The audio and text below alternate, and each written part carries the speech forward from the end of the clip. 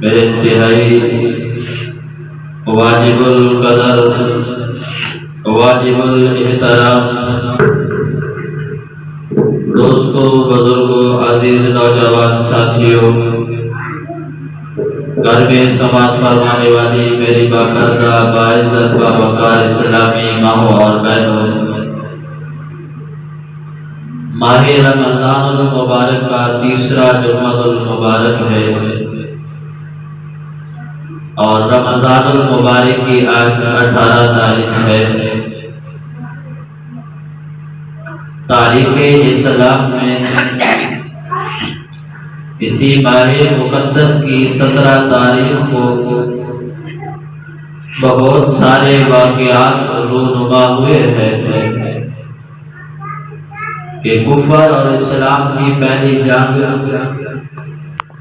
جسے جنگ بدر کہتے ہیں، وہ بھی اسی 17 تاریخ کو لڑی گئی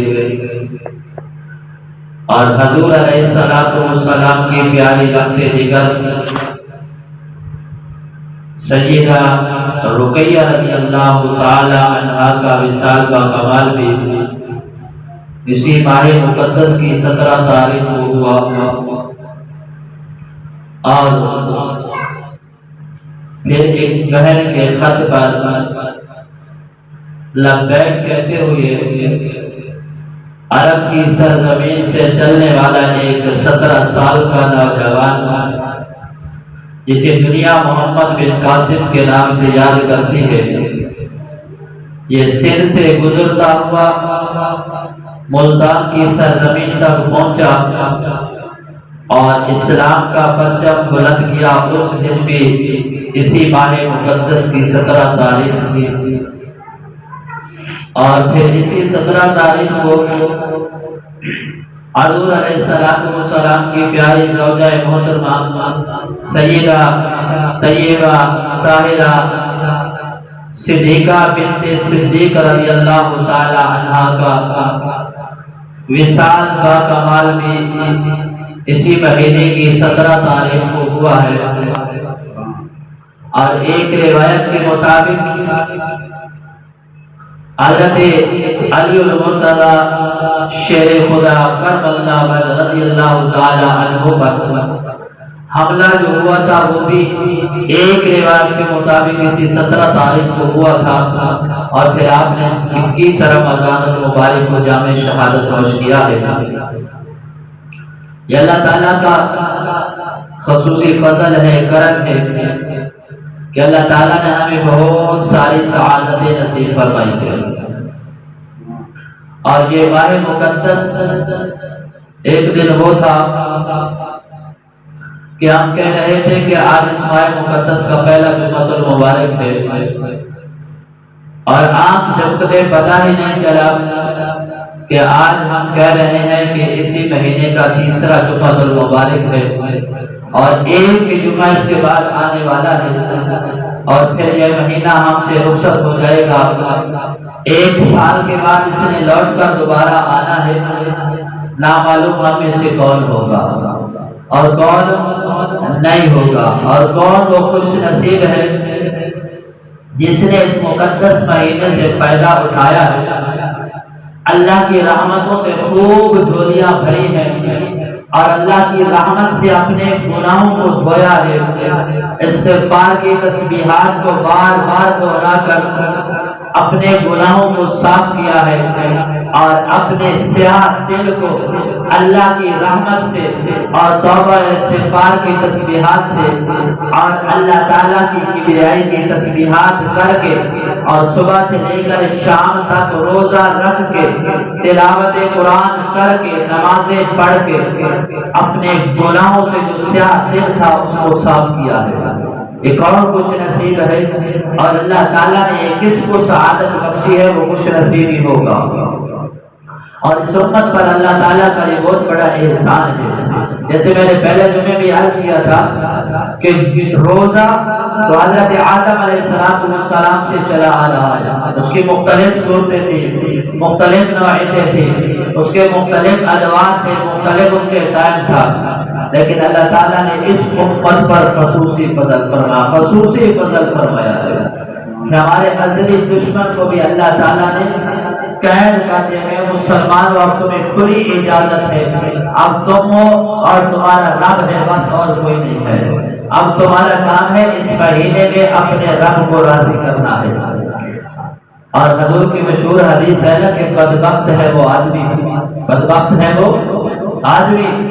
کہ جس نے اس ماہ مقدس کو پایا اور وہ اپنی بخشش نہ کروا سکا، اللہ کو راضی نہ کر سکا۔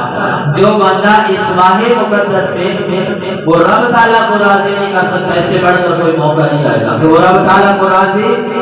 کر لے۔ جب بندہ سیدھے راستے پہ چلتا ہے تو شیطان ہر ممکن کوشش کرتا ہے کہ میں اس کو سیدھے راستے سے بھٹکا دوں، ہر ممکن کوشش کرتا ہے۔ تو اللہ تعالیٰ نے وہ بھی بندوبست کر دیا کہ شیطان کو بھی قید کر دیا ہے۔ اب یہ سلسلہ ہی ختم ہو گیا، اب ہمیں سیدھے راستے سے بھٹکانے والا اور کوئی نہیں ہے سوائے ہمارے اپنے نفس کے، کہ ہمارا نفس اب شیطان بن چکا ہے کہ وہ ہمیں سیدھے راستے سے بھٹکانے کی کوشش کرتا ہے۔ تو میں چند ایک واقعات کا ذکر کیا جو رمضان المبارک کی 17 تاریخ کو رونما ہوئے ہیں۔ ان میں سے پہلا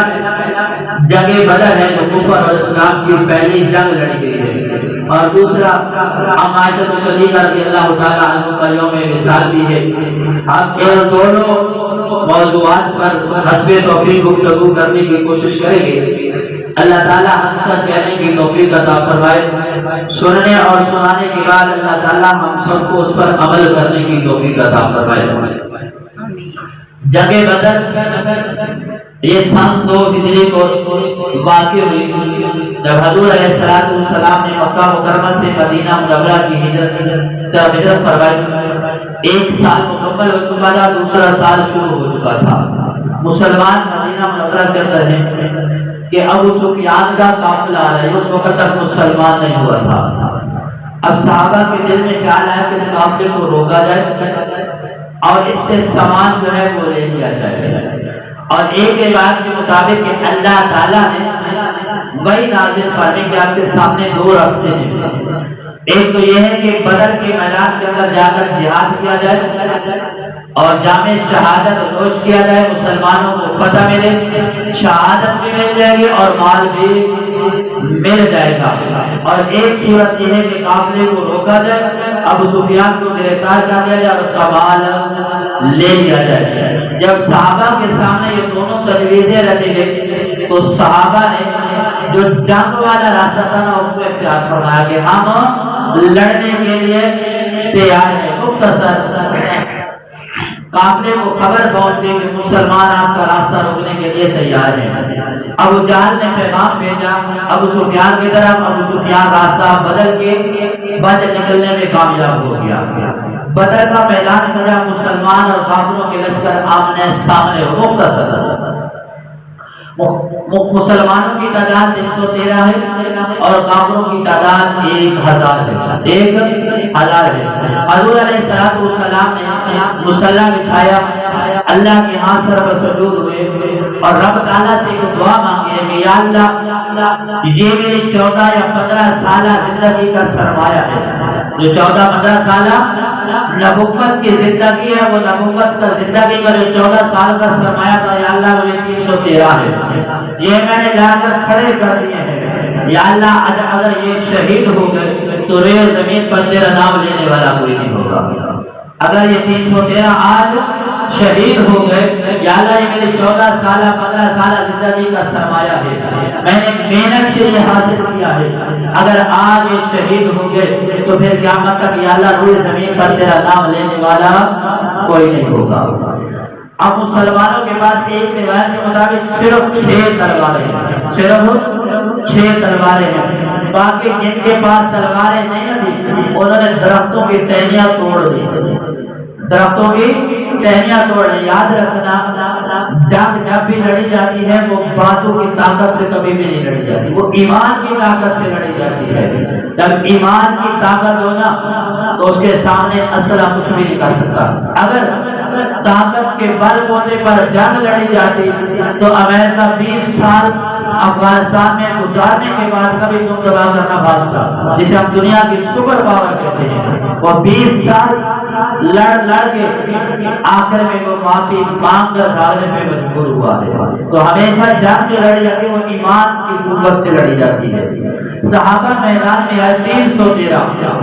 غافلوں کا 1000 کا لشکر ہے، اونٹ بھی ہیں، گھوڑے بھی ہیں، زرے بھی ہیں، تلواریں بھی ہیں، کھانے کا سامان بھی پورا ہے، مسلمانوں کے پاس کچھ بھی نہیں ہے، صرف اور صرف اللہ ہے اور اللہ کا رسول صلی اللہ علیہ وسلم ہے۔ اور یاد رکھنا دنیا کی سب سے بڑی دولت اللہ اور اللہ کا رسول ہے۔ جیسے اللہ اور اللہ کا رسول مل جائے دنیا کی کوئی طاقت اسے ہرا نہیں سکتی، دنیا کی کوئی طاقت کسی میدان میں ان کو شکست نہیں دے سکتی۔ مسلمان اور کافر آمنے سامنے ہوئے، مسلمانوں کو اللہ نے فتح نصیب فرمائی ہے۔ میں نے مختصر مسلمانوں کو اللہ نے فتح نصیب فرمائی ہے۔ میں اکثر عرض کرتا ہوں کہ جو ہم واقعات پڑھتے ہیں یہ واقعات سے 1400 سال پہلے ہوا، اگر 1400 سال بعد ہم سیر کر رہے ہیں، آج قصہ اور کہانی تو نہیں ہے، ہم نے سے کچھ سبق لینا ہے کہ ہمیں اس سے سبق کیا ملتا ہے۔ ان لوگوں نے جان دے دی ہے، ختم ہو گیا سلسلہ بس۔ اب یہ 1400 سال تک اللہ نے اس کو زندہ رکھا ہے، اس لیے زندہ رکھا ہے کہ قیامت تک آنے والے لوگ اس سے سبق حاصل کریں، اسے سبق ہمیں سے سبق حاصل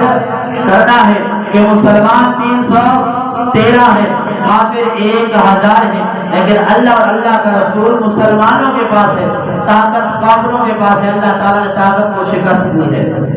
اور دو ننھے شہزادے ہم مسلمان ہیں، ہم بچوں کی تربیت اور طریقے سے کرتے ہیں، ان کی تربیت اور طریقے سے ہوتی ہے، ان کی تربیت اور طریقے سے ہوتی ہے۔ جب بندے کے دل میں اللہ اور اللہ کے رسول کی محبت کوٹ کوٹ کر بھری ہوتی ہے نا، پھر میں نے کہا جو محبت میں تکلیف آتی ہے اس میں بھی مزہ آتا ہے، اس میں بھی مزہ آتا ہے۔ جو ننھے شہزادے، یہ تو سکول کی کتابوں میں ہم نے واقعہ پڑھا ہے کہ انہوں نے معاذ اور ایک کا نام معوذ بھی لکھا ہے، معوذ بھی لکھا ہے، تو انہوں نے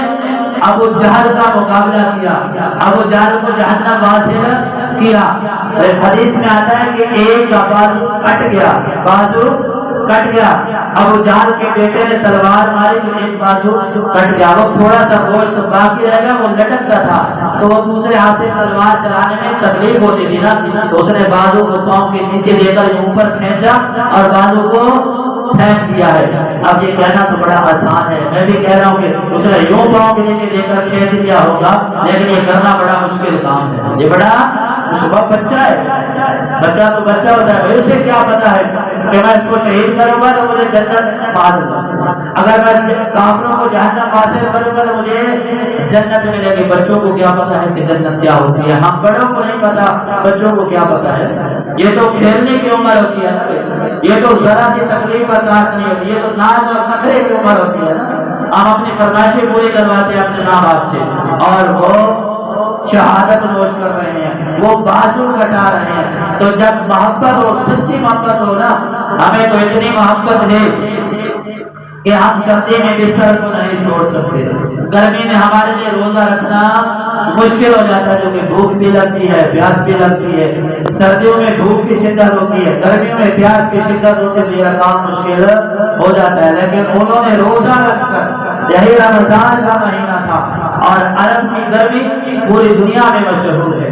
عرب میں سب سے زیادہ گرمی پڑتی ہے، اور وہ روزہ رکھ کر بے سر و سواری کے عالم میں تلوار نہیں، ہاتھ میں لکڑیاں ہیں، لکڑیاں لے کر 313 اور ادھر 1000، وہ 3 گنا زیادہ ہیں، ان کا مقابلہ کر رہے ہیں، اور اللہ تعالیٰ نے ان کو شکست دی ہے۔ مسلمانوں کو اللہ نے فتح سے ہمکنار کیا ہے۔ جب مسلمان سچا جذبہ لے کر دل میں نکلتا ہے نا، تو اللہ تعالیٰ فرشتوں کو زمین پر بھیج دیتے ہیں۔ یہ اللہ نے بھیج کر دکھایا ہے کہ اے میرے بندو، قیامت تک آنے والوں، یہ تمہارے لیے سبق ہے، تمہارے لیے درس ہے۔ اللہ اللہ کے رسول کی محبت دل میں لے کر نکلو گے، زمین پہ تمہارا سہارا کوئی نہیں ہوگا، میں آسمان سے مدد بھیج دوں گا، میں فرشتوں کو بھیج دوں گا، یہ تمہاری مدد کریں گے، تم راستے میں چل کر تو دیکھنا۔ تو اللہ تعالیٰ نے مسلمانوں کو فتح سے ہمکنار کیا ہے۔